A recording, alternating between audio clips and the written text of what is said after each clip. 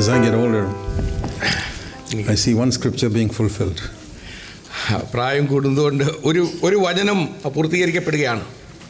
2 Corinthians 4:16. 2 കൊരിന്ത്യർ 4-ാം അധ്യായം 16. അതിൻ്റെ 16-ാമത്തെ വാക്യം. The outer man is decaying. ഞങ്ങളുടെ പുറമേയുള്ള മനുഷ്യൻ ക്ഷയിച്ചു പോകുന്നുവെങ്കിലും But that is automatic. അത് സ്വാഭാവികമായി നടക്കുന്ന കാര്യമാണ്. I don't have to do anything to make this outer man decay. ഈ പുറമേയുള്ള മനുഷ്യൻ ക്ഷയിച്ചു പോകേണ്ടതിന് വേണ്ടി പ്രത്യേകിച്ച് എനിക്കൊന്നും ചെയ്യേണ്ടതായിട്ടില്ല. Becomes weaker and weaker and older and older and older. അത് ക്ഷീണിച്ച പ്രായം കൂടി വരും. And the doctors say even the memory cells slowly die out. വൈദ്യശാസ്ത്രം പറയുന്നത് നമ്മുടെ ബുദ്ധി നൽകുന്ന മെമ്മറിയുടെ സെല്ലുകളും അത് കുറച്ചായിട്ട് ചത്തു തുടങ്ങും. So our memory is like a hard disk with some amount of information that you can put in it. കമ്പ്യൂട്ടറിൻ്റെ ഒക്കെ ഹാർഡ് ഡിസ്ക് പോലെ അനേക ഇൻഫർമേഷൻ സ്റ്റോർ ചെയ്യാൻ പറ്റിയ ഒരു സാധനമാണ് നമ്മുടെ തലച്ചോറ്. So that capacity becomes less and less and less. അതിൻ്റെ ഉൾക്കൊള്ളുവാനുള്ള കഴിവ് കുറഞ്ഞു വരും. So I pray, Lord, please remove all the unnecessary information from my mind. അതുകൊണ്ട് ഞാൻ കർത്താവിനോട് ഇങ്ങനെ പ്രാർത്ഥിക്കുന്നതാണ്, കർത്താവെ ആവശ്യമില്ലാത്ത ഞാൻ നിറച്ചു വെച്ചിരിക്കുന്ന അറിവുകളൊക്കെ എൻ്റെ ബുദ്ധിയിൽ നിന്ന് മാറ്റിക്കളയണമേ. So many people come and tell me some things and I say, Lord, in 2 years I must forget it completely. ചില ആൾക്കാർ വന്ന് പറയുന്ന ചില കാര്യങ്ങളൊക്കെ ഞാൻ കർത്താവെ അത് ഒരു 2 വർഷം ആകുമ്പോഴത്തേക്ക് അത് മറന്നു പോകാൻ സഹായിക്കണം. No memory of it. അത് ഒരിക്കലും ഓർക്കാൻ ആഗ്രഹിക്കുന്നില്ല. Because I want to keep the space reserved for scripture. കാര്യം ആ സ്ഥലം കൂടെ ദൈവവചനത്തിനു വേണ്ടി റിസർവ് ചെയ്യുവാൻ തക്കവണ്ണം ഞാൻ ആഗ്രഹിക്കുന്നു. Otherwise, because all that information we get about the world and news and all that, it should come and go, that's all. ലോകത്തിലും ലോക വിഷയങ്ങളെക്കുറിച്ച് നമുക്ക് കിട്ടുന്ന അനേക വാർത്തകളും ഒക്കെ ഉണ്ട്. അതൊക്കെ ഒരു ചെവിയിൽ കൂടെ കയറി മറ്റേ ചെവിയിൽ കൂടെ ഇറങ്ങി പോകേണ്ടതാണ്. There's a thing in computer called short-term memory. കമ്പ്യൂട്ടറിൽ ഷോർട്ട് ടൈം മെമ്മറി എന്ന് പറയുന്ന ഒരു സംഭവം. It's there and then swiped out. ഒരു ആന്റിവൈറസ് ഒക്കെ ഇൻസ്റ്റാൾ ചെയ്ത് കഴിഞ്ഞാൽ അത് കുറച്ച് കഴിയുമ്പോഴത്തേക്ക് അത് തന്നെ ഡിലീറ്റ് ചെയ്ത് കളയും. So we don't want to keep information which is unnecessary in our mind. നമ്മുടെ ജീവിതത്തിൽ നമുക്ക് ആവശ്യമില്ലാത്ത കാര്യങ്ങളൊന്നും നമ്മുടെ മനസ്സിൽ സ്റ്റോർ ചെയ്യേണ്ട ആവശ്യമില്ല. It says here the inner man will be renewed day by day. ഇവിടെ പറയുന്നു പുറമേയുള്ള മനുഷ്യൻ ക്ഷയിച്ചു പോകുന്നുവെങ്കിലും അകമേയുള്ള മനുഷ്യൻ നാൾക്കുനാൾ ശക്തി പ്രാപിക്കുന്നു. As we grow older, നമുക്ക് പ്രായം വർദ്ധിക്കുന്തോറും we must become more and more gracious and kind and wise in our speech. നമ്മൾ കൂടുതൽ നമുക്ക് പ്രായം കൂടുന്തോറും നമുക്ക് കൂടുതൽ ദയയും മനസ്സലിവും വളരെ കരുണയോടുകൂടി സംസാരിക്കുവാനൊക്കെ നമുക്ക് കഴിയണം. More patient, കൂടുതൽ ക്ഷമയുള്ളവരായിരിക്കണം. No demands on people. മറ്റുള്ളവരിൽ നിന്ന് അധികമായിട്ടൊന്നും ആഗ്രഹിക്കാത്ത അവസ്ഥ. See, I've seen some old people. ഞാൻ പല പ്രായമുള്ളവരെയും കാണാറുണ്ട്. They have so many demands on others. അവരുടെ ജീവിതത്തിൽ മറ്റുള്ളവരിൽ നിന്ന് പല കാര്യങ്ങളും അവർ അവകാശപ്പെടുന്നവരാണ്. People must respect me. എന്നെ ബഹുമാനിക്കണം. So many things they want people to do for them. മറ്റുള്ളവർ അവർക്ക് വേണ്ടി പല കാര്യങ്ങളും ചെയ്യണമെന്ന് അവർ അവകാശപ്പെടുന്നുണ്ട്. They make life miserable for others. മറ്റുള്ളവരുടെ ജീവിതം ദുസ്സഹമാക്കി തീർക്കും. അങ്ങനെയുള്ള some of you may have seen your parents or നിങ്ങളുടെ മാതാപിതാക്കൾ ചിലർ അങ്ങനെയുള്ളവരായിരിക്കാം, നിങ്ങൾ കണ്ടു കാണും. And I see some people like that and I say, Lord, please don't let me ever become like one of them. അങ്ങനെയുള്ള ആൾക്കാരെ കാണുമ്പോൾ ഞാൻ എപ്പോഴും ദൈവത്തോട് പ്രാർത്ഥിക്കും, കർത്താവേ ഇവരെ പോലെ ഒന്നും ആയി തീരുവാൻ എനിക്കിടയാകരുത്. In order to avoid that, അത് അങ്ങനെ ഒരു ഒഴിവാകണമെങ്കിൽ when you are young, നിങ്ങൾ യൗവനക്കാരായിരിക്കുമ്പോൾ you must judge yourself. നിങ്ങൾ നിങ്ങളെ തന്നെ വിധിക്കണം. To cleanse yourself from all selfishness and seeking your own. എല്ലാ സ്വാർത്ഥതയിൽ നിന്നും നിങ്ങൾ മോചിതരായി തീരണം. നിങ്ങൾ നിങ്ങളെ തന്നെ ശുദ്ധീകരിക്കണം. Then you will grow up to be a gracious brother or sister whom others will long to come and talk to receive some counsel or wisdom. അപ്പോഴെങ്കിൽ മാത്രമേ നിങ്ങൾ വളരെ മനസ്സലിവും കരുണയും ദയയും ഉള്ളവരായിട്ട് തീരുകയും മറ്റുള്ളവർ നിങ്ങളുടെ അടുത്ത് വന്ന് നിങ്ങളുടെ ഉപദേശം സ്വീകരിക്കാൻ തക്കണോ ആഗ്രഹിക്കുകയുള്ളൂ. See, one of the things I see in Jesus' life is he never had any demands on anybody.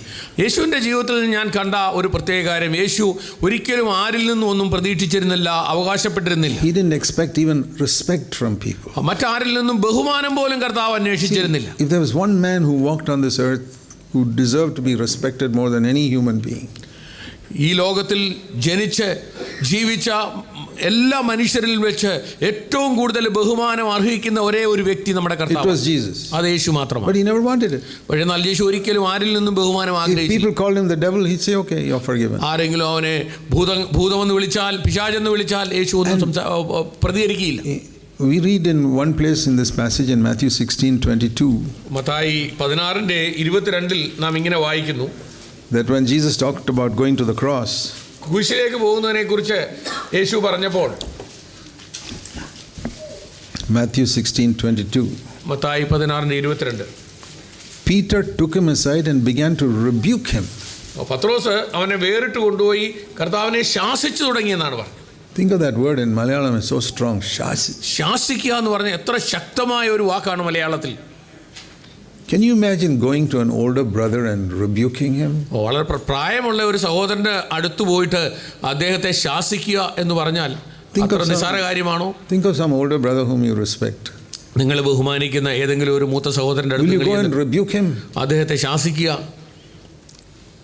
Jesus was lived such an ordinary man. He even allowed people to rebuke him. വളരെ ലാളിത്യമുള്ള ഒരു ജീവിതമായിരുന്നു യേശുവിൻ്റേത്. അതുകൊണ്ട് യേശുവിന് ഒന്നും തോന്നിയില്ല. It just made me admire Jesus so much. യേശുവിനെ പ്രശംസിക്കുവാൻ തക്കവണ്ണം ആണ് എനിക്ക് വായിച്ചപ്പോൾ തോന്നിയത്. I want to be like that.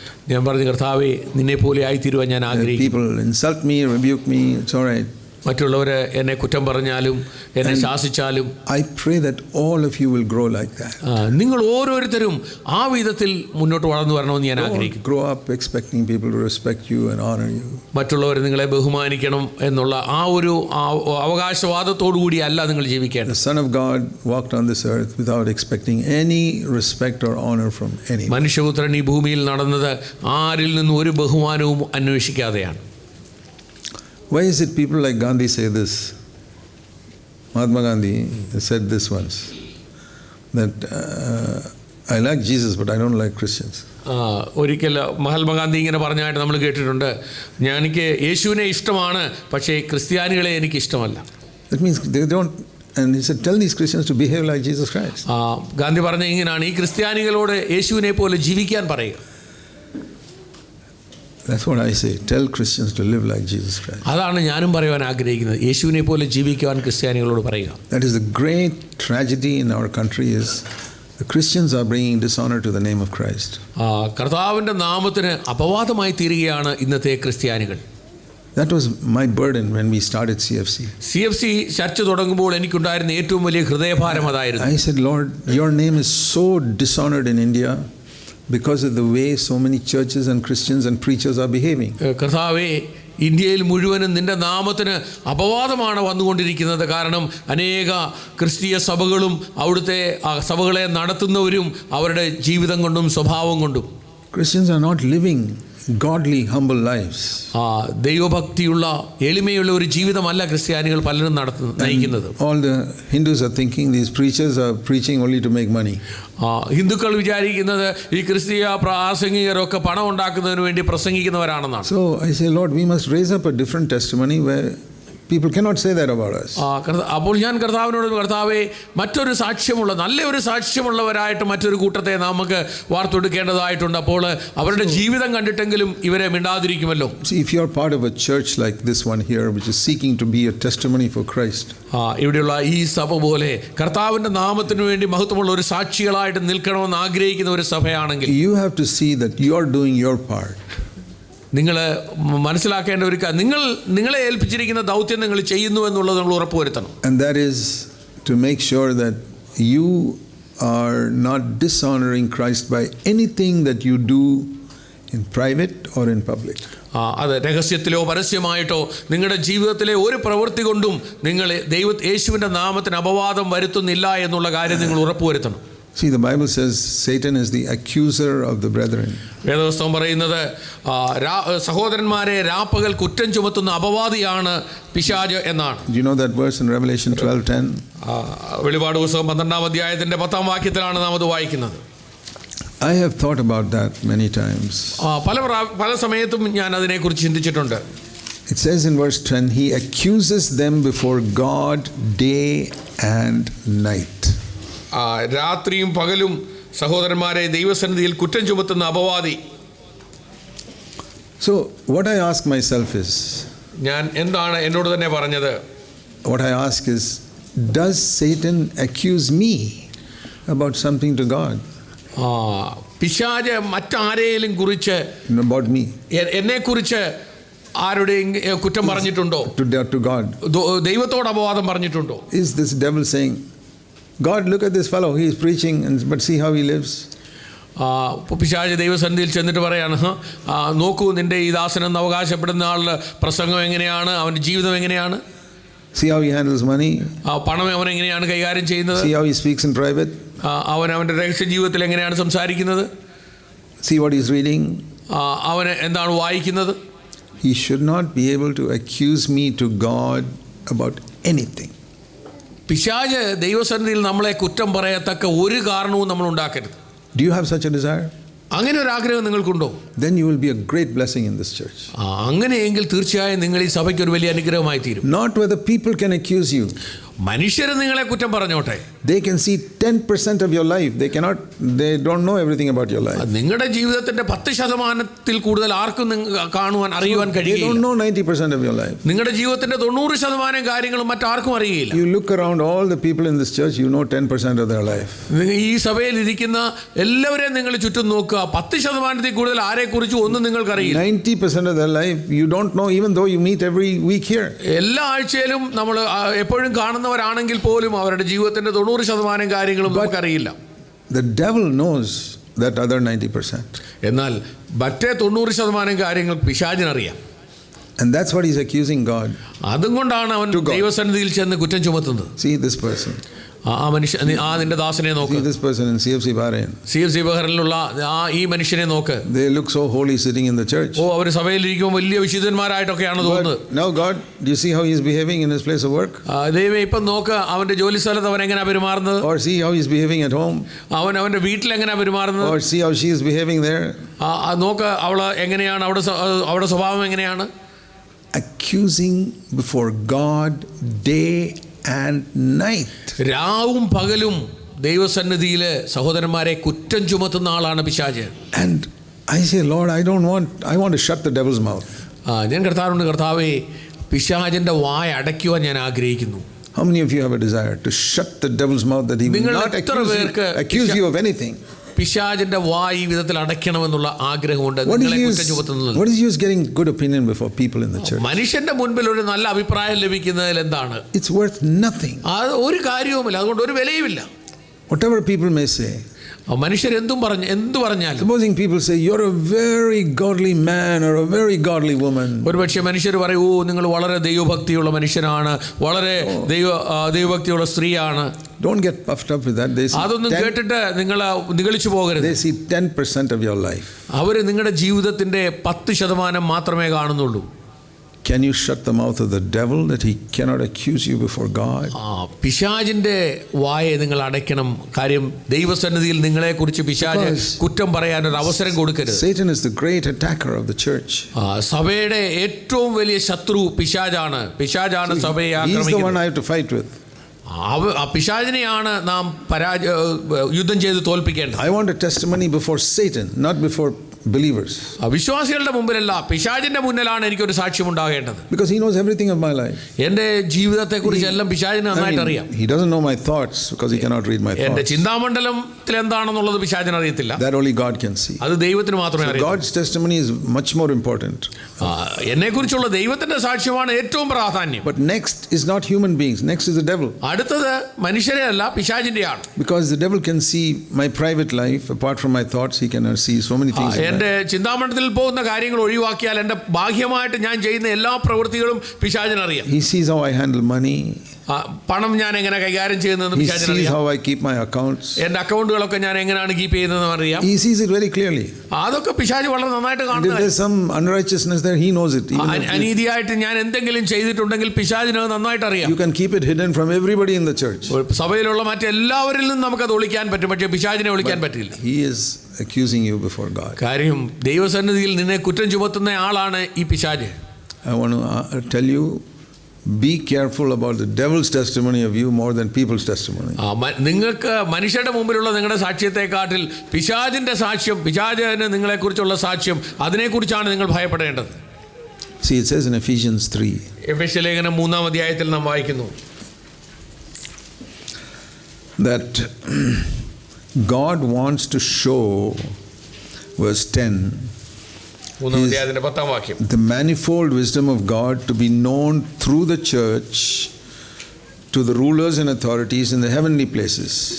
അങ്ങനെ ഇപ്പോൾ സ്വർഗത്തിൽ വാഴ്ചകൾക്കും അധികാരങ്ങൾക്കും ദൈവത്തിൻ്റെ ബഹുവിധമായ ജ്ഞാനം അവൻ നമ്മുടെ കർത്താവായ യേശു ക്രിസ്തുവിൽ നിവർത്തിച്ച അനാദി നിർണയപ്രകാരം സഭ മുഖാന്തരം അറിവായി വരുന്നു. Through the church. സഭയിൽ കൂടിയാണ്. Where is he showing this wisdom? ഈ ജ്ഞാനം എവിടെയാണ് അവൻ കാണിക്കുന്നത്? Not to the non-Christians in the world. ലോകത്തിലുള്ള അവിശ്വാസികൾ, ക്രിസ്ത്യാനികൾ, അക്രൈസ്തവരായ ആൾക്കാരിൽ കൂടി അല്ല. That is, it says in Acts 1:8 we must be witnesses to the whole world. That is correct. അപ്പോസ്തല പ്രവൃത്തി 1:8 ലോകം മുഴുവനും നാം സാക്ഷികളാകണമെന്ന് പറയുന്നുണ്ട്. That is, but this is talking about a witness to the evil rulers and authorities in the heavenly places.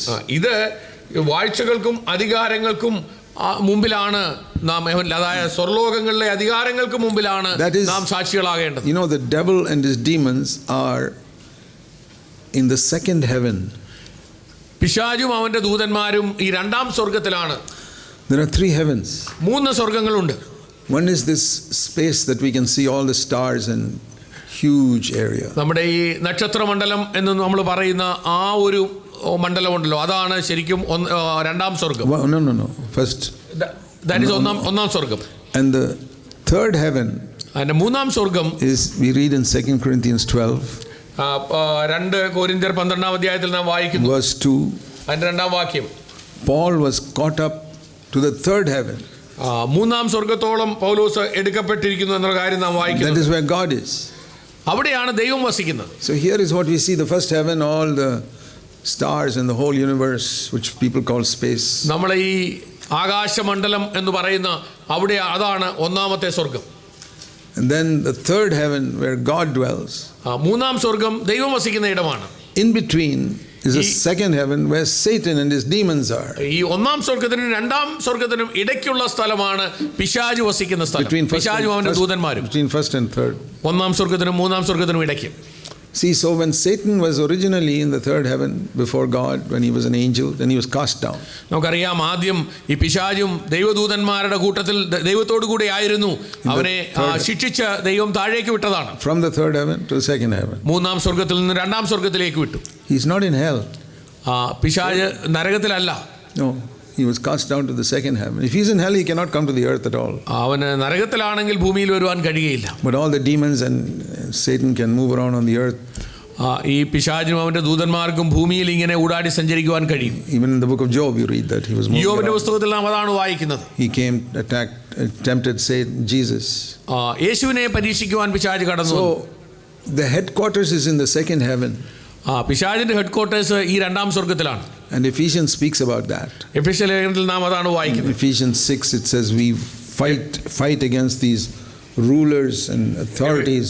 എഫെസ്യ ലേഖനം 6-ാം അധ്യായത്തിൽ verse 12 in the heavenly places. നാം വായിക്കുന്നത് നമുക്ക് പോരാട്ടമുള്ളത് സ്വർലോകങ്ങളിലെ ദുഷ്ടാത്മ സേനയോടാണ് എന്ന് നാം അവിടെ വായിക്കുന്നു. So our fight is with the satanic forces in the heavenly places. അതെ, സ്വർലോകങ്ങളിലെ ദുഷ്ടാത്മ സേനകളോടാണ് നമുക്ക് പോരാട്ടമുള്ളത് നമ്മുടെ വായിക്കുന്നത്. From there he can roam around on the earth. അവിടെ നിന്ന് ഈ ഭൂമിയിൽ വന്ന് ഊടാടി സഞ്ചരിക്കുവാൻ can go back. എന്നിട്ട് തിരിച്ചു പോകും. And the demons also can go around here. അവന്റെ പിശാചിന്റെ ദൂതന്മാർക്കും അങ്ങനെ നടക്കുവാൻ പറ്റും. So it's to these authorities, it says in Ephesians 3, we are to be a witness. ഇങ്ങനെയുള്ള ഈ സ്വർലോകങ്ങളിലെ ദുഷ്ടാത്മ സേനകളുടെ മുമ്പിലാണ് നാം യേശുവിന്റെ സാക്ഷികളായിട്ട് നിൽക്കേണ്ടത്. Ephesians 3:10. എഫെസ്യ ലേഖനം 3-ാം അധ്യായത്തിൽ God wants to show his wisdom to those rulers and authorities. ഈ സ്വർലോകങ്ങളിലെ അധികാര സ്ഥാനങ്ങളിൽ ഇരിക്കുന്ന ദുഷ്ടാത്മ സേനകളോടൊക്കെ ദൈവത്തിന്റെ ജ്ഞാനം വെളിപ്പെടുത്തുവാനാണ് സഭയെ ആക്കിയിരിക്കുന്നത്. It started in the book of Job. യോബിന്റെ പുസ്തകത്തിൽ തുടങ്ങിയതാണ്. Job is the first book of the Bible. വേദപുസ്തകത്തിലെ ഒന്നാമത്തെ പുസ്തകം യോബിന്റെ പുസ്തകമാണ്. He lived 500 years before Moses. മോശയ്ക്കും 500 വർഷം മുമ്പാണ് ജോബ് ജീവിച്ചിരുന്നത്. And Moses wrote Genesis. മോശയാണ് ഉൽപ്പത്തി പുസ്തകം എഴുതിയത്. And so Job lived before that. അതിന് വളരെ മുമ്പാണ് ഇയ്യോബ് ജീവിച്ചിരുന്നത്. So the first book of the Bible God wrote was the book of Job. വേദപുസ്തകത്തിൽ ദൈവം എഴുതിയ ആദ്യത്തെ പുസ്തകം ഇയ്യോബിന്റെ പുസ്തകമാണ്. What is the subject of that? അതിന്റെ പ്രധാന വിഷയം എന്താണ്? A man about whom God could boast to Satan. അതെ, ദൈവത്തിന് പിശാചിന്റെ മുമ്പിൽ പ്രശംസിക്കാൻ പറ്റിയ ഒരു മനുഷ്യന്റെ ചരിത്രം. That is the first book God wrote about in the Bible. ബൈബിളിൽ ദൈവം എഴുതിയ ആദ്യത്തെ പുസ്തകം അതാണ് എഴുതിയത്. Not about creation and all that. That came 500 years later. സൃഷ്ടിയെക്കുറിച്ചൊന്നും അല്ല ദൈവം ആദ്യം എഴുതിയത്. A man about whom God can boast to Satan. പിശാചിന്റെ മുൻപിൽ പ്രശംസിക്കുവാൻ ദൈവത്തിന് പറ്റിയ ഒരു മനുഷ്യന്റെ ചരിത്രം, അതാണ് ഇയ്യോബിന്റെ പുസ്തകം. Job 1. ഇയ്യോബിന്റെ പുസ്തകം 1-ാം അധ്യായം. Most of you know this verse. For those who don't know, Job 1 verse 8. ഇയ്യോബിന്റെ പുസ്തകം 1-ാം അധ്യായം അതിന്റെ 8-ാം വാക്യം. The Lord said to Satan, "Have you considered my servant Job? There's no one like him on the earth, a blameless, upright man, fearing God and turns away from evil." യഹോവ സാത്താനോട്, എൻ്റെ ദാസനായ ഇയ്യോബിന്റെ മേൽ നീ ദൃഷ്ടി വെച്ചുവോ? അവനെ പോലെ നിഷ്കളങ്കനും നേരുള്ളവനും ദൈവഭക്തനും ദോഷം വിട്ടകലുന്നവനും ഭൂമിയിൽ ആരും ഇല്ലല്ലോ എന്ന് അരുളി ചെയ്തു. Job was a very rich man. ഇയ്യോബ് വളരെ ധനവാനായ ഒരു വ്യക്തിയായിരുന്നു. There are rich people who are spiritual and there are rich people who are worldly. ദൈവഭക്തരായ ധനവാന്മാരായ മനുഷ്യരുണ്ട്, അപ്പോൾ തന്നെ ധനവാന്മാരായ അനീതിയുള്ള മനുഷ്യരും ലോകത്തിലുണ്ട്. Jesus was, Paul, Peter, all were very poor. യേശു വളരെ ദരിദ്രനായിരുന്നു. Paul and Peter also. പൗലോസും പത്രോസും ഒക്കെ ദരിദ്രരായിരുന്നു. But other people like Job, Abraham and all were very rich. എന്നാൽ യോബും എബ്രഹാമും ഒക്കെ ധനവാന്മാരായിരുന്നു. But they were very godly. എന്നിട്ടും അവർ വളരെ ദൈവഭക്തരായിരുന്നു. So godliness does not depend on your income or salary. ദൈവഭക്തി നിങ്ങളുടെ സമ്പത്തിലെ ആശ്രയിച്ചല്ല ഇരിക്കുന്നത്. See, some people think you got to be poor in order to be spiritual. ആത്മീയരാകണമെങ്കിൽ നമ്മൾ ദരിദ്രരായിരിക്കണം എന്ന് ചിലർ ചിന്തിക്കാറുണ്ട്. And in now today's gospel in the worldly churches, in the Pentecostal churches, they say if you are spiritual you will be rich and wealthy. ഇന്നത്തെ prosperity gospel പറയുന്നവർ പ്രസംഗിക്കുന്നത് നിങ്ങൾ ആത്മീയരാണെങ്കിൽ നിങ്ങൾ ധനവാന്മാരായി തീരുമെന്നാണ്. It's all a lie. ഇതൊക്കെ വെറും ഭോഷ്കാണ്. You can be poor or rich and you can be spiritual. നിങ്ങൾ ധനവാന്മാരോ ദരിദ്രരോ ആരായിത്തീരുന്നാലും നിങ്ങൾക്ക് ആത്മീയരായി തീരുവാൻ. Or you can be poor and rich and be worldly. അല്ലെങ്കിൽ നിങ്ങൾ ധനവാന്മാരോ ദരിദ്രരായിത്തീരുന്നാലും നിങ്ങൾ ലോകമനുഷ്യരായിട്ട് ജീവിക്കുവാനും കഴിയും. Job was a very rich man. ഇയ്യോബ് വളരെ ധനവാനായ ഒരു വ്യക്തിയായി. He had, it says in Job 1 verse 3, he had so many cattle and camels and thousands of them. He was a fantastically rich man. അതിന്റെ ഇയ്യോബ് 1:3 നാം വായിക്കുന്നു, അവൻ 1000 ആടും 3000 ഒട്ടകവും 500 കാളയും 500 പെൺകഴുതകളും. And he must have had numerous servants looking after all these cattle. ഇത്രയും ഈ മൃഗസമ്പത്ത് ഇതിനെയൊക്കെ പരിപാലിക്കുവാൻ അനേക ദാസീദാസന്മാർ വേലക്കാരുണ്ടായിരുന്നു. Very many servants, it says. ഒത്തിരി വേലക്കാരുണ്ടായിരുന്നു, ദാസന്മാരുണ്ടായിരുന്നു. 400-500 servants 500 ദാസജനം ഉണ്ടായിരുന്നു to look after all this cattle. ഈ മൃഗങ്ങളെയൊക്കെ പരിപാലിക്കുവാനും നോക്കുവാനും. But when the Lord spoke to Satan, എന്നാൽ ദൈവം പിശാചിനോട് സംസാരിച്ചപ്പോൾ, he does not say one word about his income or wealth or any such thing. ഇയ്യോബിന്റെ സമ്പത്തിനെ കുറിച്ചോ അവന്റെ ധനസ്ഥിതിയെ കുറിച്ചോ ഒരു വാക്ക് പോലും ദൈവം പറഞ്ഞില്ല. As far as God is concerned, it makes no difference whether Job is rich or poor. ദൈവത്തെ സംബന്ധിച്ച് ഇയ്യോബ് ധനവാനോ ദരിദ്രനോ അതൊന്നുമല്ല വിഷയം. God is blind to all that. That is unimportant. ഇതൊന്നും ദൈവത്തിന് വിഷയമുള്ള കാര്യമേ അല്ല. And when he looks at you, he's not bothered whether you're rich or poor. He doesn't even see that. ദൈവം നിങ്ങളെ നോക്കുമ്പോൾ നിങ്ങൾ ധനവാനാണോ ദരിദ്രനാണോ അതൊന്നും ദൈവത്തിന് വിഷയമല്ല. അതല്ല ദൈവം നോക്കുന്നത്. In the world, people look at that. ലോകത്തിലെ മനുഷ്യർ അതാണ് നോക്കുന്നത്. Rich, poor. നിങ്ങൾ ധനവാനാണോ ദരിദ്രനാണോ. The more worldly we are, we look at those things. നമ്മൾ എത്രത്തോളം ലോകമയരാണോ അത്രത്തോളമാണ് നമ്മൾ ഈ കാര്യത്തിന് വില കൽപ്പിക്കുന്നത്. God is not like that. എന്നാൽ ദൈവം അങ്ങനെയല്ല. He looks at Job and says, "What a God-fearing man he is." ദൈവം ഇയ്യോബിനെ നോക്കിയിട്ട് എത്ര ദൈവഭക്തനായ ദൈവഭയമുള്ള, blameless and upright and turning away from evil. അതെ, നിഷ്കളങ്കനും ദോഷം വിട്ടകലുന്നവനും. And he is boasting to Satan.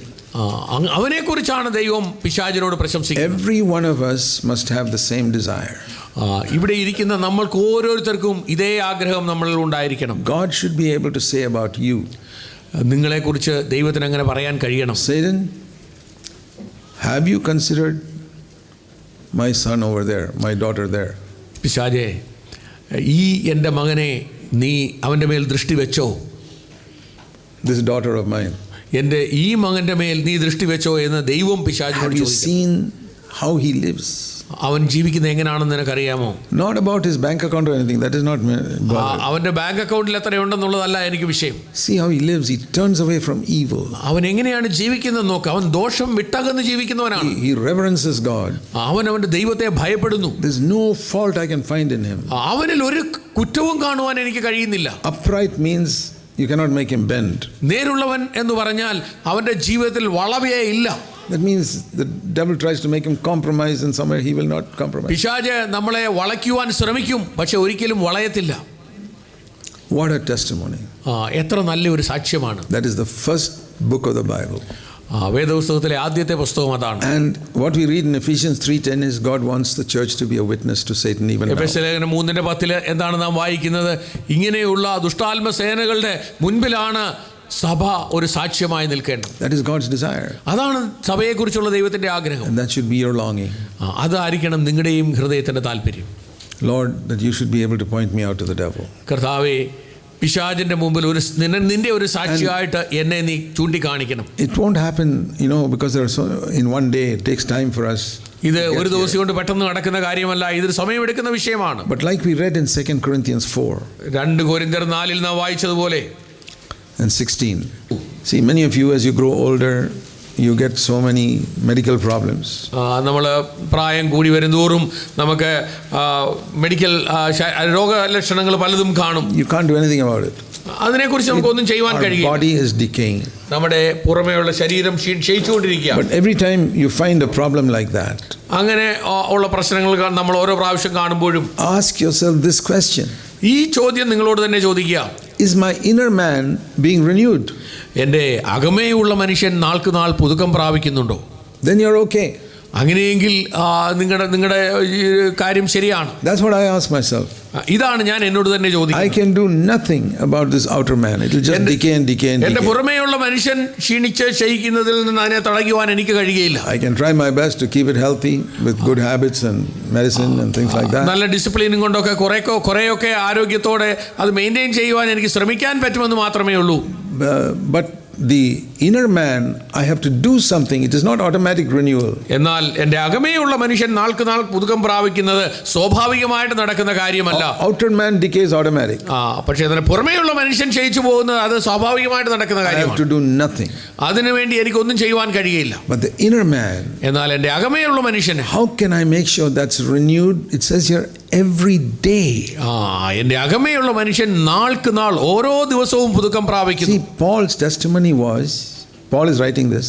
ഇത് പൗലോസ് എഴുതിയ കാര്യമാണ്. പൗലോസിന്റെ സാക്ഷ്യമാണിത്. What does he mean by saying my inner man is being renewed every single day?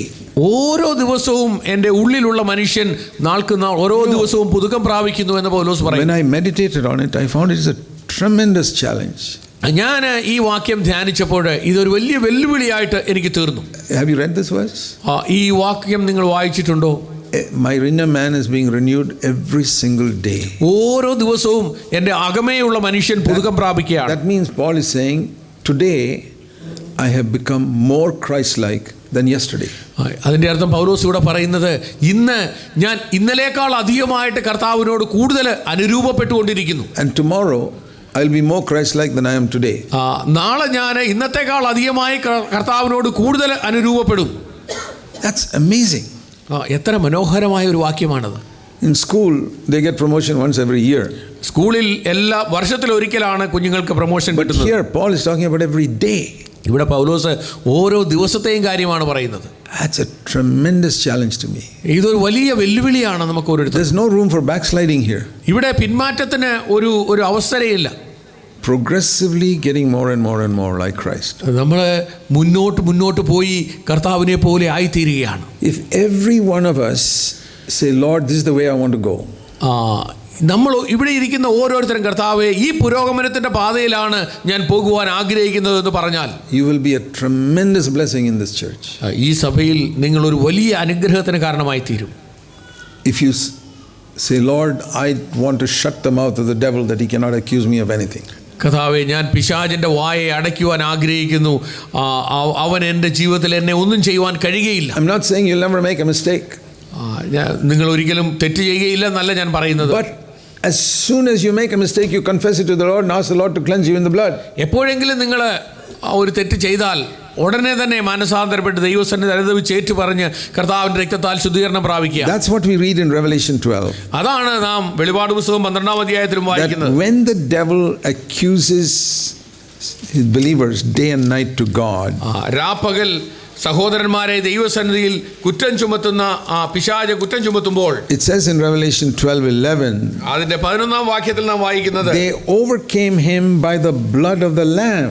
അവർ അവനെ കുഞ്ഞാടിന്റെ രക്തം ഹേതുവായും, not they overcame him by a holy life, ഒരു വിശുദ്ധ ജീവിതം കൊണ്ട് പിശാചിനെ ജയിച്ചു എന്നല്ല പറയുന്നത്, perfect life, അല്ലെങ്കിൽ ഒരു സമ്പൂർണമായ ഒരു ജീവിതം കൊണ്ടല്ല അവർ ജയിച്ചത്. they overcame him by a life that's completely cleansed in the blood of Jesus Christ. യേശുക്രിസ്തുവിന്റെ രക്തത്താൽ പൂർണ്ണമായി ശുദ്ധീകരണം പ്രാപിച്ച ഒരു ജീവിതം കൊണ്ടാണ്. Every moment, ഓരോ നിമിഷവും. as I said, not that we never make a mistake. നമ്മൾ ഒരിക്കലും തെറ്റ് ചെയ്യുകയില്ലെന്നല്ല അതിന്റെ അർത്ഥം. Nobody can live without making a mistake. ഒരു തെറ്റ് ചെയ്യാതെ ആർക്കും ജീവിക്കാൻ കഴിയുകയില്ല. But what does it mean to overcome by the blood of the lamb? എന്ന് ഈ കുഞ്ഞാടിന്റെ രക്തം കൊണ്ട് അവരെ ജയിക്കുക എന്ന് പറഞ്ഞാൽ എന്താണ്? As soon as I am aware of where I've slipped up, ഞാൻ തെറ്റിപ്പോയി എന്ന് എപ്പോഴാണ് എനിക്ക് ബോധ്യം വരുന്നത്, I immediately confess it to the Lord. അപ്പോൾ തന്നെ ഞാൻ ദൈവസന്നിധിയിൽ ഏറ്റു പറയും. I don't wait till the evening or tomorrow or any such thing. സന്ധ്യ ആകുന്നേരം വരെയോ അടുത്ത ദിവസം വരെയോ ഞാൻ അത് വെച്ചോണ്ടിരിക്കുകയില്ല. And if I've hurt somebody, I go and apologize to the person immediately. ഞാൻ ആരെയെങ്കിലും മുറിപ്പെടുത്തിയെങ്കിൽ അത് അന്നേരം തന്നെ അദ്ദേഹത്തിന്റെ അടുത്ത് ചെന്നിട്ട് ഞാനത് ഏറ്റുപറഞ്ഞ്. That is how you shut the mouth of the devil. അങ്ങനെയാണ് പിശാചിന്റെ വായ അടയ്ക്കുവാൻ നമുക്ക് കഴിയുന്നത്. It's like saying, അത് നാം ഇങ്ങനെ പറയുന്നത് പോലെയാണ്, thorn gets into your foot, pull it out immediately. നമ്മുടെ കാലിൽ ഒരു മുള്ളു കൊണ്ടാൽ നാം അന്നേരം തന്നെ ആ മുള്ള വലിച്ചൂരും. So I'm not saying you'll never get a thorn in your foot. നിങ്ങളുടെ കാലിൽ ഒരിക്കലും മുള്ളു കൊള്ളത്തില്ലെന്നല്ല ഞാൻ പറഞ്ഞത്. I'm saying pull it out immediately. ഒരു മുള്ളു കൊണ്ടാൽ നമ്മൾ അന്നേരം തന്നെ അത് വലിച്ചു. To use another illustration, അല്ലെങ്കിൽ supposing you are walking down the pavement on the road and you slip and fall. ഒരുപക്ഷെ നിങ്ങൾ ഈ റോഡിന്റെ അരികിൽ കൂടി നടക്കുകയാണ്, പെട്ടെന്ന് നിങ്ങളുടെ കാല് തെറ്റി നിങ്ങൾ താഴെ വീണു. Get up immediately. നിങ്ങൾ പെട്ടെന്ന് എഴുന്നേൽക്കും. Don't you do that? നിങ്ങൾ അത് ചെയ്തില്ലേ? None of you lie down there for 1 minute and അവിടെ അതോ വീണടുത്ത് തന്നെ നിങ്ങൾ കിടക്കുമോ 1 മിനിറ്റോ അല്ലാതെ not even 5 seconds. 5 സെക്കൻഡ് പോലും വെയിറ്റ് ചെയ്യാതെ നിങ്ങൾ പെട്ടെന്ന് ചാടി എഴുന്നേൽക്കും. You think anytime you have fallen somewhere, നിങ്ങൾ എവിടെയെങ്കിലും ഒന്ന് വീണെങ്കിൽ you get up immediately. നിങ്ങൾ പെട്ടെന്ന് ചാടി എഴുന്നേൽക്കും. Exactly like that. അതുപോലെയാണ് get up when we fall into sin.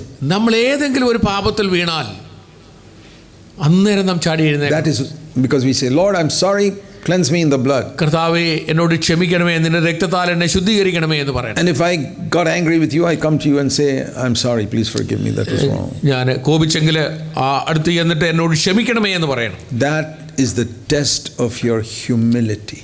അതാണ് നിങ്ങളുടെ താഴ്മയുടെ ഒരു പരിശോധന. You know why God doesn't give grace to many people? അനേകർക്കും ദൈവം കൃപ കൊടുക്കാത്ത എന്തുകൊണ്ടാണെന്ന് അറിയാമോ? The Bible says he gives grace only to the humble.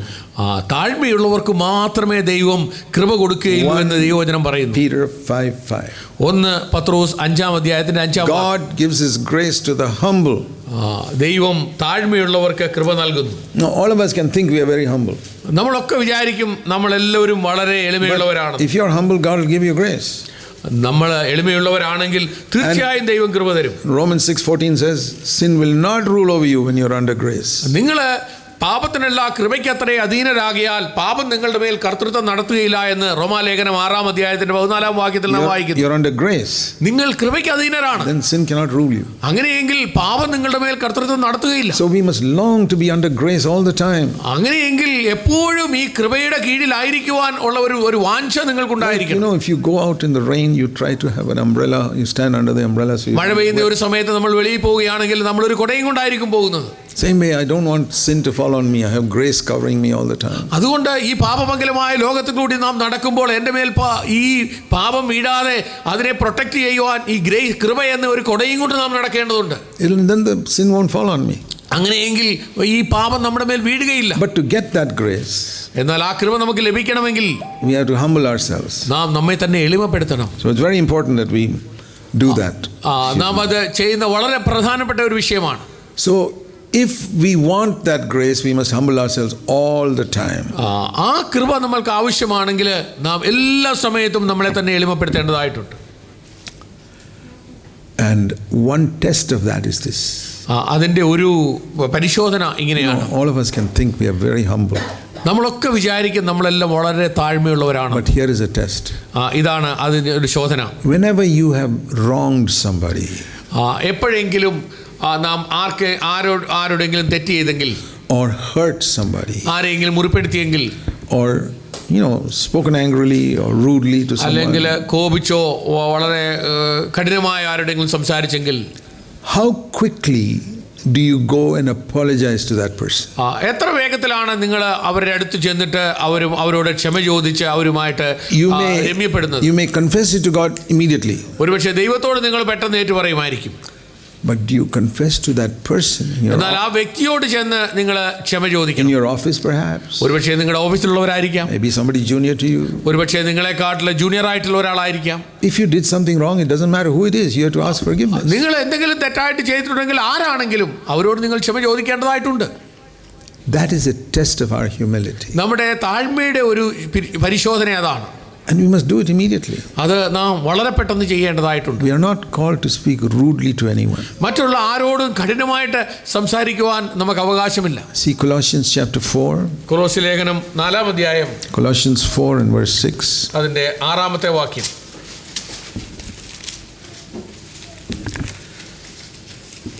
Let your speech always be with grace, that you may know how to give an answer to each person.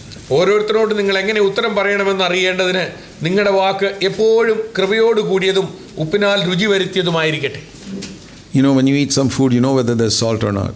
നമ്മളൊരു ആഹാരം കഴിക്കുമ്പോൾ അതിനകത്ത് ഉപ്പുണ്ടോ ഇല്ലയോ എന്നുള്ളത് നമുക്കറിയാം. So when you speak, you know whether there's grace in it or not. നമ്മൾ സംസാരിക്കുമ്പോൾ അതിനകത്ത് കൃപയുണ്ടോ ഇല്ലയോ എന്നത് സംസാരം കേൾക്കുമ്പോൾ നമുക്കറിയാം. As surely as you know whether there's salt, you can know whether you spoke with grace or not. ഉപ്പ് ഉള്ള ആഹാരം കഴിക്കുമ്പോൾ ഉപ്പുണ്ടായിരുന്നെന്ന് അറിയുന്നത് പോലെ തന്നെ കൃപയോടുകൂടി ഒരു വാക്ക് കേട്ടാൽ നമുക്കറിയാം അത് കൃപയുണ്ടായിരുന്ന വാക്കാണ്. Whether the way you spoke. നാം സംസാരിച്ച രീതി എങ്ങനെയാണ്. And if you know there was no grace in that, നമ്മളുടെ സംസാരത്തിൽ കൃപയുണ്ടായിരുന്നില്ല എന്ന് നാം മനസ്സിലാക്കുമ്പോൾ we must judge ourselves. നാം നമ്മളെ തന്നെ വിധിക്കണം. Say, Lord, I want more grace next time I speak. കർത്താവേ, അടുത്ത പ്രാവശ്യം ഞാൻ സംസാരിക്കുമ്പോൾ എനിക്ക് കൂടുതൽ കൃപ തരണം. If I've hurt somebody, ഞാൻ ആരെയെങ്കിലും മുറിപ്പെടുത്തിയെങ്കിൽ, I say, Lord, I want to go to him and ask forgiveness. കർത്താവേ, ഞാൻ അവന്റെ അടുത്ത് പോയി അവനോട് ക്ഷമ ചോദിക്കുവാൻ ആഗ്രഹിക്കുന്നു. You please follow this simple rule. ഈ വളരെ ലളിതമായ ഈ ചട്ടം നിങ്ങൾ പാലിക്കുക. It's simple, but it's very difficult to follow. ഇത് വളരെ ലളിതമാണ്, പക്ഷേ അത് അനുവർത്തിപ്പാൻ ഇച്ചിരി പ്രയാസമാണ്. Because your pride stands against it. കാരണം നിങ്ങളിലുള്ള ഗർവം അതിനെതിരായിട്ട് നിൽക്കുന്നു. Particularly for a husband to apologize to his wife. പ്രത്യേകിച്ച് ഭർത്താക്കന്മാർക്ക് ഭാര്യമാരോട് ക്ഷമ ചോദിക്കുന്ന വിഷയം. Say, I'm sorry for what I did. ഞാൻ ചെയ്തത് തെറ്റായി പോയി, what I said. അല്ലെങ്കിൽ ഞാൻ പറഞ്ഞത് തെറ്റായി പോയി. It's very difficult, particularly in India. ഇന്ത്യയിൽ പ്രത്യേകിച്ചും. Because in India especially, man is supposed to be like the Maharaja. ഇന്ത്യയിൽ ഭർത്താക്കന്മാരെ മഹാരാജാക്കന്മാരെ പോലെയാണ്. That's wrong. അത് തെറ്റാണ്. We are equals. All are equal, man and woman are all equal. പുരുഷനായാലും സ്ത്രീയായാലും എല്ലാവരും തുല്യരാണ്. And if God sees that I'm really willing to humble myself, ഞാൻ എന്നെ തന്നെ എളിമപ്പെടുത്തുവാൻ ആഗ്രഹിക്കുന്നു എന്നുള്ള കാര്യം ദൈവം കാണുമ്പോൾ, for you it's a humbling thing to go and ask somebody's forgiveness. ഒരുപക്ഷേ നാം എളിമപ്പെടുന്ന ഒരു കാര്യമായിരിക്കും മറ്റൊരാളുടെ അടുത്ത് പോയി ക്ഷമ ചോദിക്കുക എന്നുള്ളത്. Think what you're going to get. എന്നാൽ നിങ്ങൾക്ക് അത് ലഭിക്കാൻ പോകുന്നത് എന്താണെന്ന് നോക്കുക. You're going to get grace. നിങ്ങൾക്ക് ദൈവത്തിൽ നിന്ന് കൃപയാണ് ലഭിക്കാൻ പോകുന്നത്. Supposing God said, ഒരുപക്ഷെ ദൈവം ഇങ്ങനെ പറഞ്ഞു, every time you apologize to your wife, I'll give you 100,000 rupees. നിങ്ങൾ നിങ്ങളുടെ ഭാര്യയോട് ഓരോ പ്രാവശ്യം ക്ഷമ ചോദിക്കുമ്പോഴും നിങ്ങൾക്ക് 1,00,000 രൂപ ഞാൻ തരും. Will you do it? നിങ്ങൾ അങ്ങനെ ചെയ്യുമോ? 100,000 rupees. I've just apologized to my wife. ഒരു ക്ഷമ ചോദിക്കാൻ 1,00,000 രൂപ. God said, I'll give you grace. ദൈവം പറഞ്ഞു, ഞാൻ നിനക്ക് കൃപ തരാൻ പോവുകയാണ് നീ ചെയ്ത. I see so many believers without grace in their life. അനേക ക്രിസ്ത്യാനികളുടെ ജീവിതത്തിൽ കൃപ ലഭിക്കാത്തതിന്റെ കാരണം എന്താണ്? Defeated by sin. പാപത്താൽ പരാജയപ്പെട്ട്. They can't control their language, can't control their thoughts. അവരുടെ ചിന്താമണ്ഡലം, അവരുടെ സംസാരം അവരുടെ ഭാഷ, ഇതൊന്നും നിയന്ത്രിക്കാൻ അവർക്ക് കഴിയുന്നില്ല. Even many believers are watching pornography in secret on the computer. അനേക വിശ്വാസികൾ പോലും ഓരോ കമ്പ്യൂട്ടറുകളിൽ ഇന്റർനെറ്റിലൊക്കെ മ്ലേച്ഛമായ കാര്യങ്ങൾ കാണുന്നവരാണ്. But they sit in the church like very holy believers. എന്നാൽ സഭയിൽ അവർ വരുമ്പോൾ വളരെ വിശുദ്ധന്മാരായ വിശ്വാസികളായിട്ട്, Absolute hypocrites. അത് വലിയ കപടഭക്തിയാണ് In every church. എല്ലാ സഭകളിലും. I'm sure it is in CFC too. CFCയിലും ഉണ്ടെന്ന് ഞാൻ വിശ്വസിക്കുന്നു. We need to fear God. നാം ദൈവത്തെ Ask ഭയപ്പെടേണ്ടതായിട്ട്, God for grace. ദൈവത്തോട് കൃപയ്ക്കായി All you യാചിക്കേണ്ടത്. have to do is humble yourself. എന്താണ് നാം ചെയ്യേണ്ടത്? നമ്മളെ തന്നെ I'll tell you എളിമപ്പെടുത്തുക. something. You cannot overcome these strong sins in your life without grace. ദൈവത്തിന്റെ കൃപ കൂടാതെ ഈ വലിയ പാപങ്ങളെ ഒന്നും ജയിക്കുവാൻ നമുക്ക് You കഴിയുകയില്ല. can hear any number of messages. എത്ര മെസ്സേജുകൾ കേട്ടാലും Only grace can deliver you from sin's power. ദൈവത്തിന്റെ കൃപയ്ക്ക് മാത്രമേ പാപത്തിന്റെ ശക്തിയിൽ നിന്ന് നമ്മളെ വിടുവിക്കുവാൻ കഴിയൂ. See, it says in James chapter 3, യാക്കോബിന്റെ ലേഖനം 3-ാം അധ്യായത്തിൽ നാം വായിക്കുന്നു, verse 7 and 8, അതിൻ്റെ 7ഉം 8ഉം വാക്യങ്ങൾ. that every type of beast and reptile man has tamed, but nobody can tame the tongue. മൃഗം, പക്ഷി, ഇടജാതി, ജലജന്തു ഈ വകയെല്ലാം മനുഷ്യജാതിയോട് മെരുങ്ങിയും ഇരിക്കുന്നു, നാവിനെയോ മനുഷ്യർക്ക് ആർക്കും That മരുക്കാവതല്ല. means even 2000 years ago, James knew that every type of animal can be tamed by man.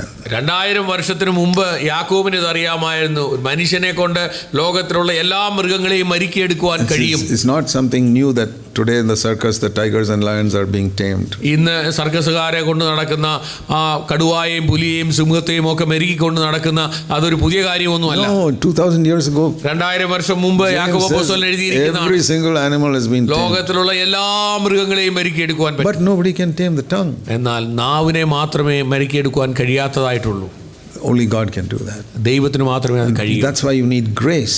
അതുകൊണ്ടാണ് നമുക്ക് You need കൃപ to വേണമെന്ന് പറയുന്നത്. humble yourself. നാം അതിനുവേണ്ടി നമ്മളെ തന്നെ My എളിമപ്പെടുത്തേണ്ടതായിട്ടുണ്ട്. tongue is worse than lions, കർത്താവേ, എൻ്റെ നാവ് സിംഹത്തെക്കാട്ടിൽ വളരെ മോശമായതാണ്. worse than these alligators, ഈ ചീങ്കണ്ണിയെ പോലുള്ള മൃഗങ്ങളെക്കാട്ടിലൊക്കെ worse than tigers. വളരെ മോശമായതാണ്. കടുവായെക്കാട്ടിൽ വലുതാണ്, ഭീകരമാണ്. I cannot control it. എനിക്ക് അതിനെ നിയന്ത്രിക്കുവാൻ കഴിയുന്നില്ല. Please give me your grace, കർത്താവേ, നിന്റെ കൃപ എനിക്ക് തരണമേ, your Holy Spirit. നിന്റെ പരിശുദ്ധാത്മാവിനെ തരണമേ. God says, I'll give you. ദൈവം പറഞ്ഞു, ഞാനത് തരും. But I give it only to the humble.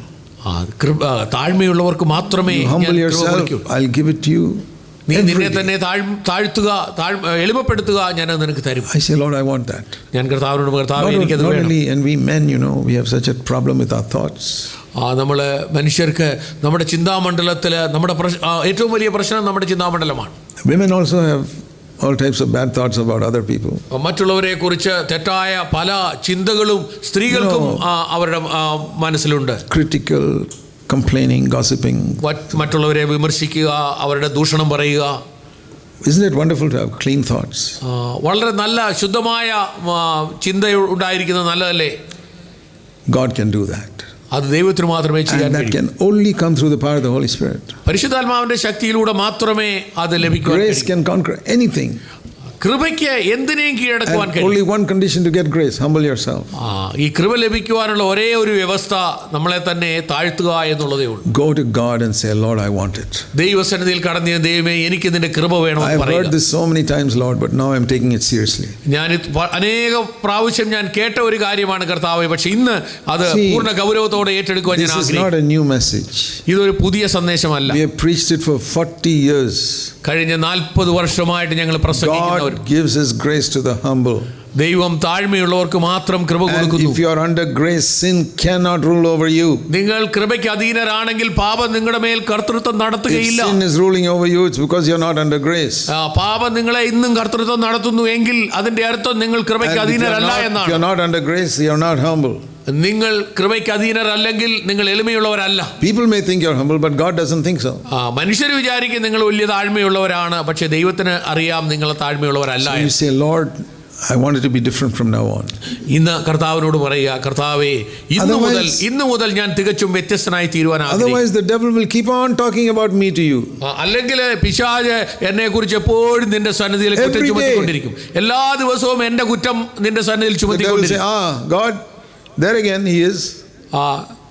ദൈവമേ ഇതാ നിന്റെ ദാസൻ ഇന്ന് പിന്നെയും അതാ ആ കാര്യം ചെയ്തു. You know what I told you about him yesterday?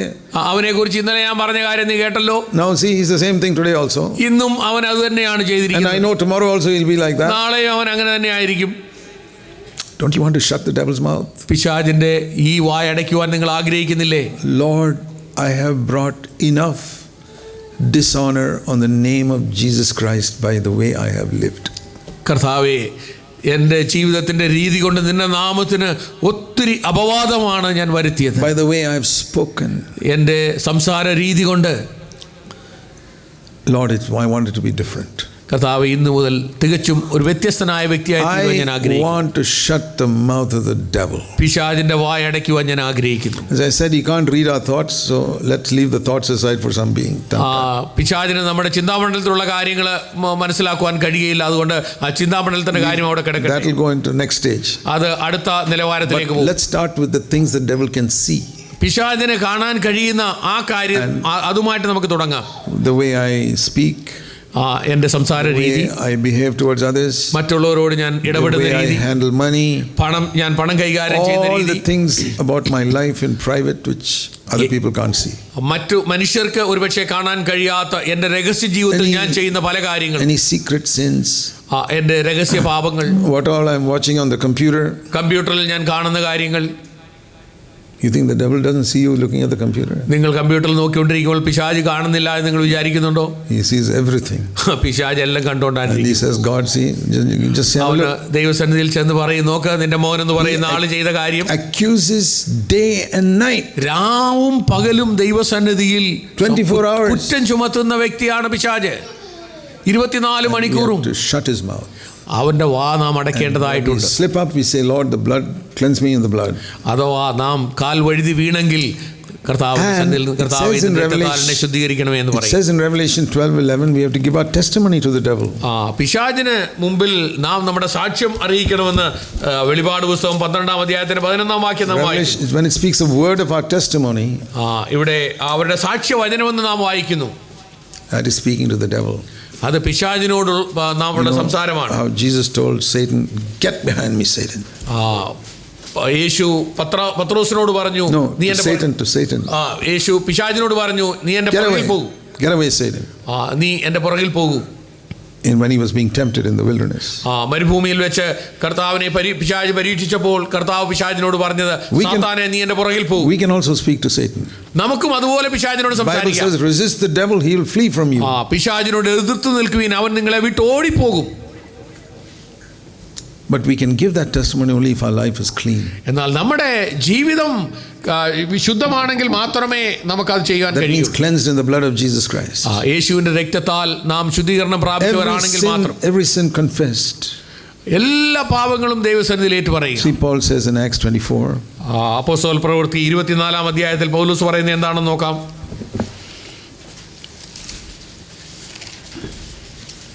It's a great verse. ഒരു വലിയ നല്ല വാക്യമാണത്. Acts 24:16. അതിന്റെ 16-ാമത്തെ വാക്യം. I do my best to always maintain a blameless conscience before God and before men. അതുകൊണ്ട് എനിക്ക് ദൈവത്തോടും മനുഷ്യരോടും കുറ്റമില്ലാത്ത മനസാക്ഷി എല്ലായ്പ്പോഴും ഉണ്ടായിരിക്കുവാൻ ഞാൻ ശ്രമിക്കുന്നു. Always. എപ്പോഴും, എല്ലായ്പ്പോഴും. How did he do that? എങ്ങനെയാണ് ചെയ്തത്? Immediately, if he made a mistake, he'd confess it. എപ്പോഴെങ്കിലും ഒരു തെറ്റ് പറ്റിപ്പോയാൽ അന്നേരം അത് ദൈവസന്നിധിയിൽ പറയും. How in the world people say, I do my best to do something. ലോകത്തിലെ ആൾക്കാർ പലരും കഴിവിന്റെ പരമാവധി ഞാൻ ശ്രമിക്കാമെന്ന് പറയാറുണ്ട്. Like a serious student says, I'm going to do my best to get full marks in mathematics. നന്നായിട്ട് പഠിക്കുന്ന കുഞ്ഞുങ്ങൾ അവര് കഠിനാധ്വാനം ചെയ്തിട്ട് എങ്ങനെയെങ്കിലും മാത്സിന് ഫുൾ മാർക്ക് കിട്ടുവാൻ വേണ്ടി ശ്രമിക്കുന്നു. Or a businessman says, I'm going to do my best to make some money with my അല്ലെ ബിസിനസ് ചെയ്യുന്ന ബിസിനസ്മാൻമാർ പറയും, ഞാൻ എൻ്റെ കഴിവിൻ്റെ പരമാവധി ശ്രമിച്ച് നല്ല ലാഭം ഉണ്ടാക്കുവാൻ ഞാൻ ശ്രമിക്കും ബിസിനസ്സിൽ. These people who go to the Olympics practice for 4 years. I'm going to do my best to get a gold medal. Olympic മത്സരങ്ങൾക്കൊക്കെ പങ്കെടുക്കുന്നവർ 3-4 വർഷം കണ്ടിന്യൂസ് ആയിട്ട് പരിശീലനമൊക്കെ നേടിയതിനു ശേഷമാണ് അതിന് പോകുന്നത്. Paul says, പൗലോസ് പറയുന്നു, I do my best to keep my conscience always clear. പൗലോസ് പറയുന്നത്, എൻ്റെ മനസാക്ഷി എല്ലായ്പ്പോഴും ശുദ്ധമായി സൂക്ഷിപ്പാൻ ഞാൻ That should be the testimony of every one of us. നമ്മൾ ഓരോരുത്തരെ കുറിച്ചുള്ള സാക്ഷ്യം അതായിരിക്കണം. That should be your contribution to the church. ഈ സഭയ്ക്ക് നിങ്ങൾക്ക് കൊടുക്കുവാൻ പറ്റുന്ന നിങ്ങളുടെ ഭാഗത്തു നിന്നുള്ള സംഭാവന ഏതായിരിക്കണം? That's what I say. അതാണ് ഞാൻ നിങ്ങളോട് You പറയുന്നത്. don't want your money. നിങ്ങളുടെ പണമല്ല. Make this your contribution to the church. ഈ സഭയ്ക്ക് നിങ്ങൾ കൊടുക്കേണ്ടത് നിങ്ങളുടെ പണമല്ല. That you will keep your conscience clear നിങ്ങളുടെ മനസാക്ഷി എപ്പോഴും ശുദ്ധമായി സൂക്ഷിക്കുക. 24 hours a day. ഒരു ദിവസം 24 മണിക്കൂറും Say, Lord, this is my contribution to the church. കർത്താവേ, ഈ സഭയോടുള്ള ഈ സഭയ്ക്ക് കൊടുക്കുവാനുള്ള എൻ്റെ പ്രധാനപ്പെട്ട സംഭാവന ഇതാണ്. Then you will be more useful than someone giving 100,000 rupees to the church. ഒരുപക്ഷെ ഒരാൾ സഭയ്ക്ക് 1,00,000 രൂപ സംഭാവന കൊടുക്കുന്ന ഒരു വ്യക്തി കൊടുക്കുന്നതിനേക്കാട്ടിലും ഏറ്റവും വലിയ വിലമതിപ്പുള്ള സംഭാവന നിങ്ങളുടേതായിരിക്കും. You know how powerful a man is if he's got a good conscience. നല്ല മനസാക്ഷിയുള്ള ഒരു മനുഷ്യൻ അവന് എത്ര ശക്തനാണെന്ന് അറിയാമോ? This is not a difficult thing. അതൊരു വലിയ പ്രയാസമുള്ള കാര്യമല്ല. I told you, it is like removing the thorn as soon as it gets into your foot. നിങ്ങളുടെ കാലിൽ ഒരു മുള്ളു കൊണ്ടാൽ അപ്പോൾ തന്നെ ആ മുള്ള് വലിച്ചൂരുന്ന അതുപോലെയാണ്. You know, some people read this, I keep my conscience clear always. You think that Paul never made a mistake. ഞാൻ എല്ലായ്പ്പോഴും എൻ്റെ മനസാക്ഷി നിർമ്മലമായി സൂക്ഷിക്കുവാൻ ശ്രമിക്കുന്നു എന്ന് പൗലോസ് പറയുന്നതിന്റെ അർത്ഥം പൗലോസിന്റെ ജീവിതത്തിൽ ഒരിക്കലും തെറ്റ് പറ്റിയിട്ടില്ലെന്നാണോ? Then he would have said, I never make a mistake. അങ്ങനെയെങ്കിൽ പൗലോസ് പറയുമായിരുന്നു ഞാൻ ഒരിക്കലും തെറ്റ് ചെയ്തിട്ടില്ല എന്ന്. That's not what he's saying. He's saying, I remove the thorn as soon as it gets into my foot. That's what he's saying. എൻ്റെ കാലിൽ മുള്ളു കൊണ്ടാൽ അന്നേരം തന്നെ ഞാൻ അത് വലിച്ചൂരും. See an example of that. അതിന്റെ ഒരു ഉദാഹരണം നമുക്ക് കാണാം. The previous chapter 23. അതിന്റെ 23-ാം അധ്യായം Paul says, പൗലോസ് പറയുന്നു, verse 1, അതിന്റെ 1-ാം വാക്യം, I have lived all my life with a perfectly good conscience before God till this day. ഞാൻ ഇന്ന ദിവസത്തോളവും കേവലം നല്ല മനസാക്ഷിയോടുകൂടെ ദൈവത്തിന്റെ മുമ്പാകെ നടന്നിരിക്കുന്നു എന്ന് പറഞ്ഞു. What does he mean by that? അതിന്റെ അർത്ഥം എന്താണ്? Is he saying I have never sinned? ഞാൻ ഒരിക്കലും പാപം ചെയ്തിട്ടില്ലെന്നാണോ? No, that's not what he said. അതല്ല പൗലോസ് പറയുന്നത്. All my life I have never sinned. That's not what he's saying. എൻ്റെ ജീവിതത്തിൽ ഒരിക്കലും ഞാൻ പാപം ചെയ്തിട്ടില്ലെന്നല്ല പൗലോസ് പറയുന്നത്. He's saying all my life I've lived with a perfect conscience. എൻ്റെ ജീവിതത്തിൽ മുഴുവനും ഞാൻ ഒരു നല്ല മനസാക്ഷിയോട് കൂടിയാണ് ജീവിച്ചത്. That means as soon as I sin, I confess it and get rid of it. ഞാൻ എൻ്റെ ജീവിതത്തിൽ എപ്പോഴെങ്കിലും ഞാൻ ഒരു വീഴ്ച വന്നിട്ടുണ്ടെങ്കിൽ അന്നേരം ഞാൻ അത് മനസ്തപിച്ച് ഏറ്റുപറഞ്ഞ് ശുദ്ധീകരണം പ്രാപിക്കും. I take the blame. അതിന്റെ കുറ്റം ഞാൻ ഏറ്റെടുക്കും. I don't like Adam point at my wife and say it's her fault. Adam ചെയ്തതുപോലെ മറ്റുള്ളവരുടെ മേൽ പഴിചാരി എൻ്റെ കുറ്റം അങ്ങോട്ട് പഴിചാരുകയായിരുന്നില്ല. He took the blame himself. പൗലോസ് തന്റെ കുറ്റം സ്വയം ഏറ്റെടുക്കുകയാണ്. Like the thief on the cross, Lord, I'm guilty. Calvary ക്രൂശിലെ ആ കള്ളൻ പറഞ്ഞ പോലെ, കർത്താവേ, ഞാൻ ന്യായമായി കുറ്റം ചെയ്തതിന്റെ ശിക്ഷയാണ് അനുഭവിക്കുന്നത്. And now you see the example of that. അതിന്റെ ഒരു ഉദാഹരണം നാം ഇവിടെ Verse 2. അതിന്റെ 2-ാം വാക്യം, The high priest was so angry he said, slap him on his mouth. അപ്പോൾ മഹാപുരോഹിതൻ അരികെ നിൽക്കുന്നവരോട് അവന്റെ വായ്ക്ക് അടിക്കുവാൻ കൽപ്പിച്ചു. And Paul immediately he sinned. ഉടനെ പൗലോസ് പറഞ്ഞു, He said, God is going to smite you, you whitewashed wall. വെള്ള തേച്ച ശവക്കല്ലറയെ നീ ന്യായപ്രമാണ പ്രകാരം എന്നെ വിസ്തരിക്കുവാനിരിക്കുന്നുവോ? Is it right to speak to a person like that?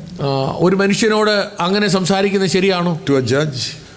പ്രത്യേകിച്ച് ഒരു ന്യായാധിപനോട്? Even if he's a godless judge.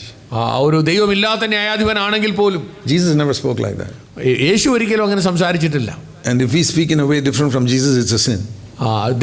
യേശു സംസാരിച്ചതിൽ നിന്ന് വിഭിന്നമായ രീതിയിൽ സംസാരിച്ചാൽ അത് പാപമാണ്. So Paul sinned. ഇവിടെ പൗലോസ് പാപം ചെയ്തതായിട്ട് നമുക്ക് കാണാം. He just said, I've kept a good conscience till today. നല്ല മനസാക്ഷിയോട് ഇന്ന് വരെ ജീവിച്ചെന്ന് അങ്ങോട്ട് പറഞ്ഞു കഴിഞ്ഞിട്ട് ഉടനെ അടുത്ത കാര്യം he falls into sin next moment. ഉടനെ അടുത്ത നിമിഷം പൗലോസ് പാപത്തിലേക്ക് വീഴുകയാണ്. But he pulls out the thorn immediately. എന്നാൽ ഉടനെ തന്നെ പൗലോസ് ആ മുള്ള്, കാലേ കൊണ്ട മുള്ള് പോലെ അത് പെട്ടെന്ന് വലിച്ചൂരുന്നു. He says, oh, I'm sorry, I did not know this is the high priest. അതിന് പൗലോസ് ഞാൻ മഹാപുരോഹിതൻ എന്ന് ഞാൻ അറിഞ്ഞില്ല, ഞാൻ ജനത്തിന്റെ അധിപതിയെ ദുഷിക്കരുത് എന്ന് എഴുതിയിരിക്കുന്നുവല്ലോ എന്ന് പറഞ്ഞു. He apologized. ഉടനെ മാപ്പ് ചോദിക്കുകയാണ്. All that he said is not written there, but he's apologized. പൗലോസ് എങ്ങനെയൊക്കെയാണ് മാപ്പ് ചോദിച്ചതെന്ന് വിശദമായിട്ട് ഇവിടെ എഴുതിയിരുന്നില്ലെങ്കിലും തീർച്ചയായിട്ടും മനസ്സിലാകുന്ന പൗലോസ് അവിടെ മാപ്പ് ചോദിച്ചു. That is verse 5.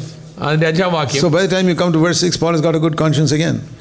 എന്നാൽ 6-ാം വാക്യം പിന്നെയും നല്ല കോൺഷ്യസ്, നല്ല മനസാക്ഷിയെ കുറിച്ച് പറയുന്നു. How did he keep his good conscience? That's what I'm trying to show. എങ്ങനെയാണ് ഒരു നല്ല മനസാക്ഷി എപ്പോഴും പൗലോസ് സൂക്ഷിച്ചിരുന്നത്? As soon as he was aware, he immediately apologized and said it right. തന്റെ ഭാഗത്തുനിന്ന് വീഴ്ച വന്നു എന്ന് അറിഞ്ഞ് അപ്പോൾ തന്നെ പൗലോസ് ഉടനെ അനുദപിച്ച് ശുദ്ധീകരണം പ്രാപിച്ചു. So he says in 1 Corinthians chapter 4, 1 കൊരിന്ത്യർ 4-ാം അധ്യായം, similar words.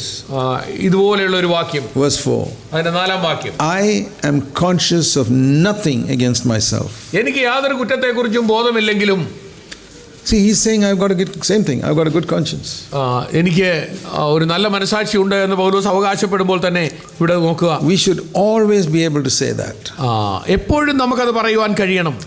I am conscious of nothing that I have to confess now to God or to man. ദൈവത്തോടോ മനുഷ്യരോടോ ഏറ്റുപറയത്തക്കതായ ഒരു കുറ്റത്തെക്കുറിച്ചും എനിക്ക് ബോധമില്ലെങ്കിലും. That's what he said in Acts 24:16. അപ്പോസ്തലപ്രവൃത്തി 24:16 അതാണ് കേട്ടത്. Which we read. I do my best to keep my conscience good before God and before men.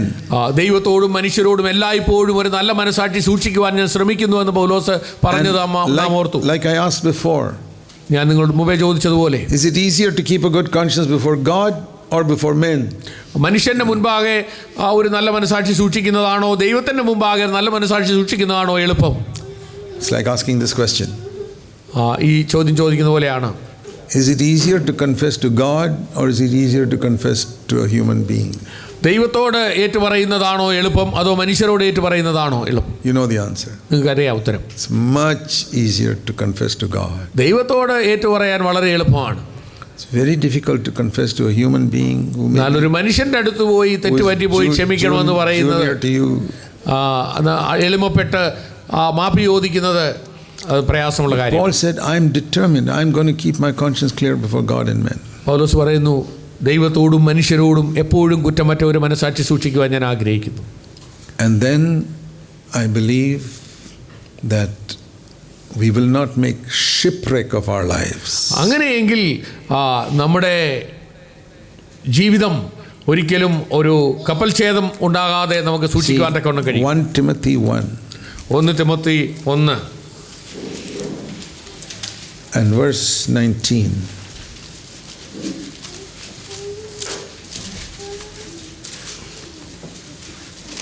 1:19. 1 Timothy 1:19 വാക്യം. Keep faith and a good conscience. Some people have rejected the good conscience and they have suffered a shipwreck in regard to their lives, to their faith. അവരുടെ വിശ്വാസ കപ്പൽ തകർന്നുപോയി എന്ന് നമ്മൾ വായിക്കുന്നു. 1 Timothy 1:15. 1 Timotheos 1:15 വാക്യം. So if you don't keep a good conscience, it's like a ship that goes and hits the rocks and breaks up. നാം ഒരു നല്ല മനസാക്ഷി സൂക്ഷിക്കുന്നില്ല എങ്കിൽ ഒരു കപ്പൽ ചെന്ന് ഒരു പാറയിൽ ഇടിച്ച് ആ കപ്പൽ തകർന്നു പോകുന്നത് പോലെയാണ്.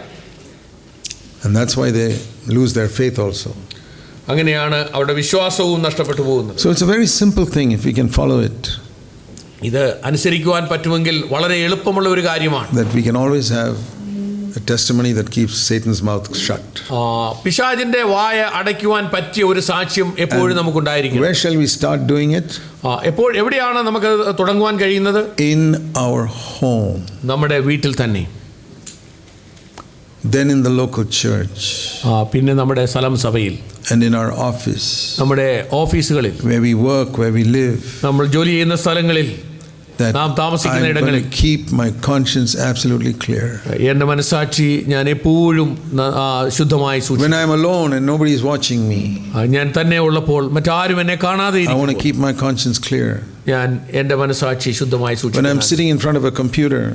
ഞാൻ ഒരു കമ്പ്യൂട്ടറിന്റെ മുമ്പിൽ നിൽക്കുമ്പോൾ nobody's watching me.